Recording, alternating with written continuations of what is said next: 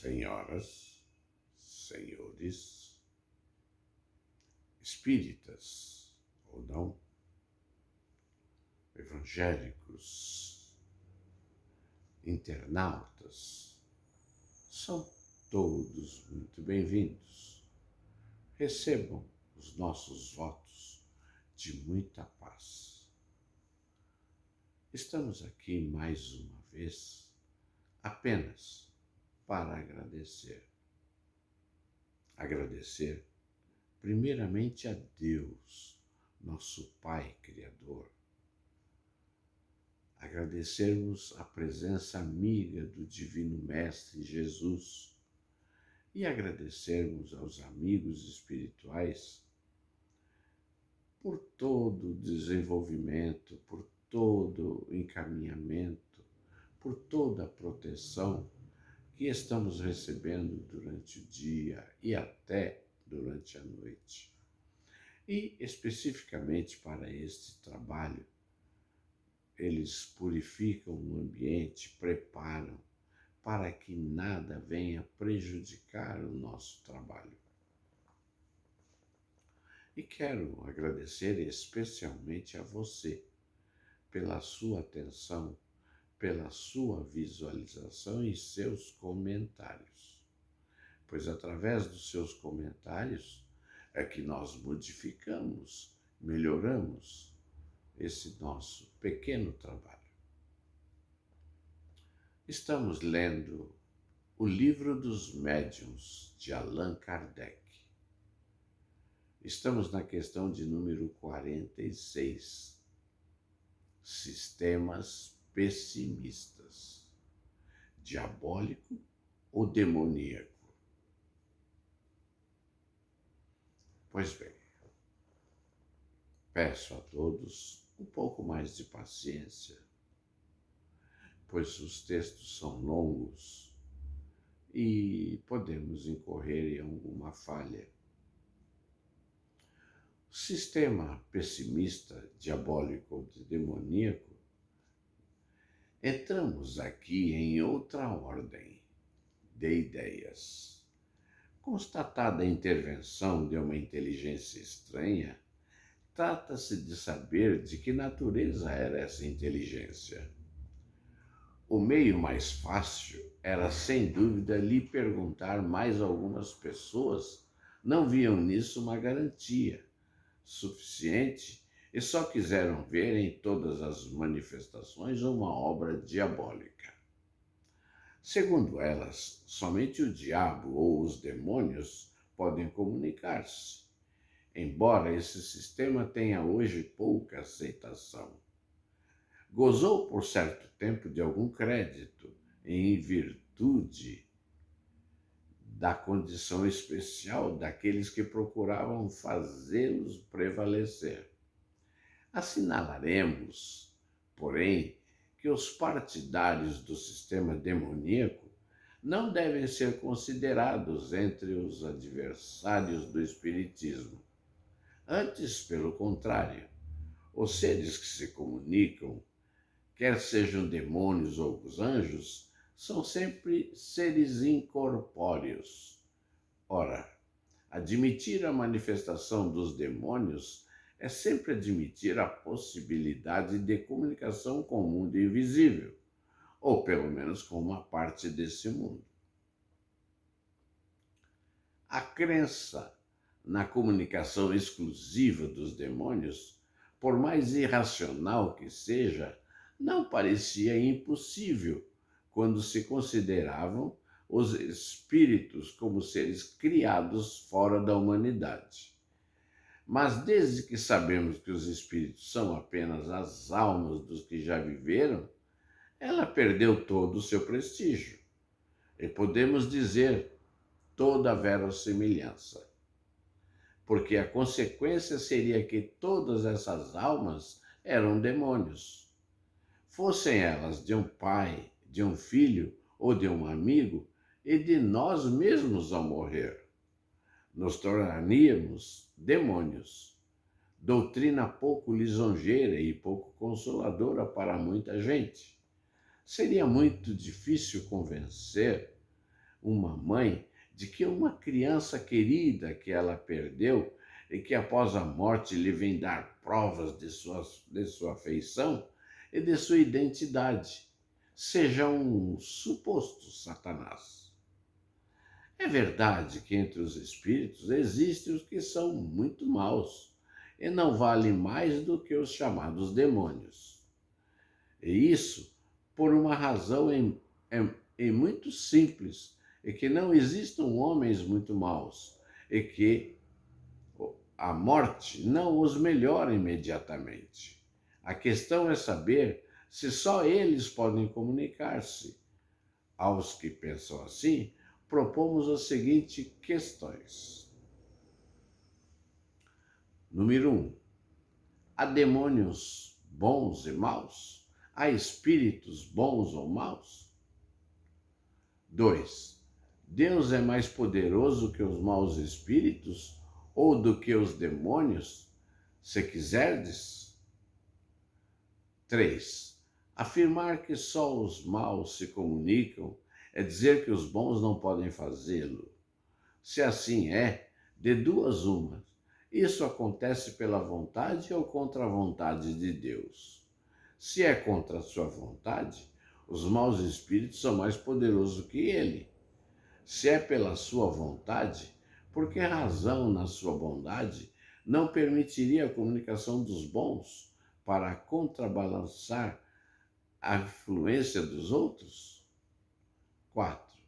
Que provas podeis dar da impossibilidade de se comunicarem os bons espíritos? 5.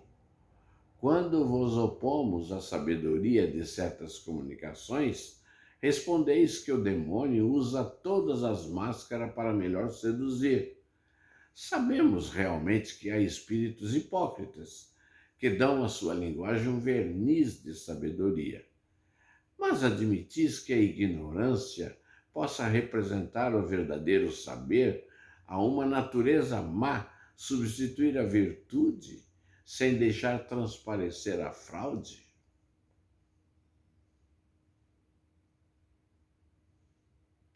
Se só o demônio se comunica, e sendo ele o inimigo de Deus e dos homens, por que recomenda orar a Deus, submissão à sua vontade, sofrer sem queixa as atribulações da vida, não ambicionar honras nem riquezas, praticar a caridade e todas as máximas do Cristo?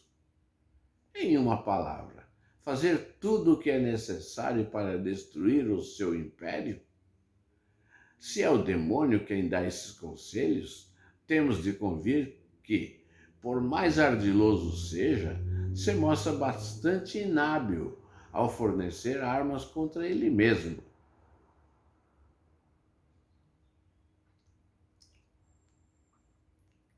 7. Desde que os espíritos se comunicam, é que Deus o permite. Vendo as boas e as más comunicações, não é mais lógico pensar que Deus permite uma para nos provar e outra para nos aconselhar o bem? 8. Que pensareis de um pai que deixasse o filho à mercê dos exemplos e dos conselhos perniciosos e que afastasse dele, proibindo-o de vê-las as pessoas que pudessem desviá-lo do mal? O que um bom pai não faria? Devemos pensar que Deus, a bondade por excelência, estaria fazendo menos compreensível que um homem? 9. A Igreja reconhece como autêntica algumas manifestações da Virgem e de outros santos nas aparições, visões, comunicações orais, etc. Essa crença não está em contradição com a doutrina da comunicação exclusiva dos demônios? Acreditamos que algumas pessoas aceitaram de boa fé essa teoria, mas acreditamos também que muitas a fizeram apenas para evitar a preocupação com essas coisas, por causa das más comunicações que todos estão sujeitos a receber. Dizemos que somente o diabo se manifesta. Quiseram assustar, assim como se faz a uma criança. Exemplo: não peguem nisso, que isso queima. Fecha aspas. A intenção pode ser louvável, mas não atingir o objetivo, porque a proibição só serve para excitar a curiosidade e o temor do diabo. Abrange poucas pessoas. Em geral, querem vê-lo, nem que seja apenas para saber como ele é, e acabam se admirando de não encontrá-lo tão feio como pensavam. Não se poderia ainda encontrar outro motivo para essa teoria das comunicações exclusivas decorrente do diabo? Há pessoas que consideram errado todos os que não pensam como elas. Ora, as que pretendem com as comunicações são do diabo, não estariam com medo de encontrar espírito que os contrariem? Muito mais no tocante aos interesses desse mundo que aos do outro? Não podemos negar o fato. Quiseram apresentá-lo de maneira assustadora, mas esse meio não nos deu mais resultado que os outros, e onde o medo do ridículo é importante, o melhor é deixar as coisas ocorrerem. O muçulmano que ouvisse um espírito falar contra algumas leis do Alcorão pensaria seguramente que era um mau espírito. O mesmo aconteceria com o judeu no tocante a algumas práticas da lei de Moisés.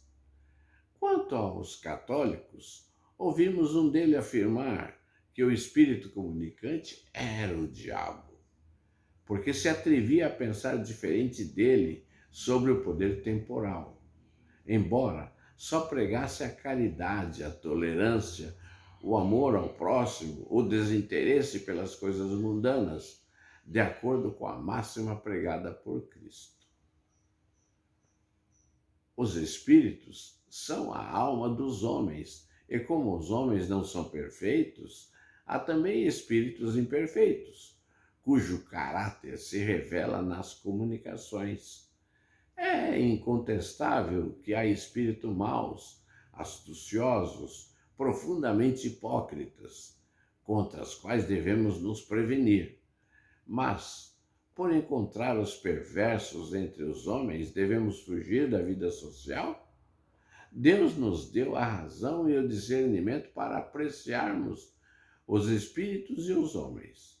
A melhor maneira de evitar os possíveis inconvenientes da prática espírita não é impedi-la, mas esclarecê-la. Um temor imaginário pode impressionar por um instante e não atinge a todos, enquanto a realidade claramente demonstrada é compreensível para todos. Sistema otimista, 47. Ao lado dos sistemas que só veem nos fenômenos a ação dos demônios, há outro que só vem a dos espíritos bons. Partem do princípio de que, liberta da matéria, a alma está livre de qualquer véu e deve possuir a soberana ciência e a soberana sabedoria. Essa confiança cega na superioridade absoluta dos seres do mundo invisível tem sido para muitas pessoas a fonte de numerosas decepções. Elas tiveram de aprender, à própria custa, a desconfiar de alguns espíritos, tanto como desconfiavam de alguns homens. A questão 48 vamos deixar para amanhã, se Deus assim o permitir. 48. Sistema uniespírito ou monoespírito? Caso você tenha ficado curioso, é muito simples. É só baixar em PDF no seu celular, no seu tablet ou no seu computador o Livro dos Médiuns, de Allan Kardec, E assim estudaremos juntos esta maravilhosa leitura. Quero fazer um brinde, amado amigo, pela sua saúde, pela sua luz, pela sua paz e pelo seu trabalho. Convida 20. Jamais Covid-19. A sua saúde.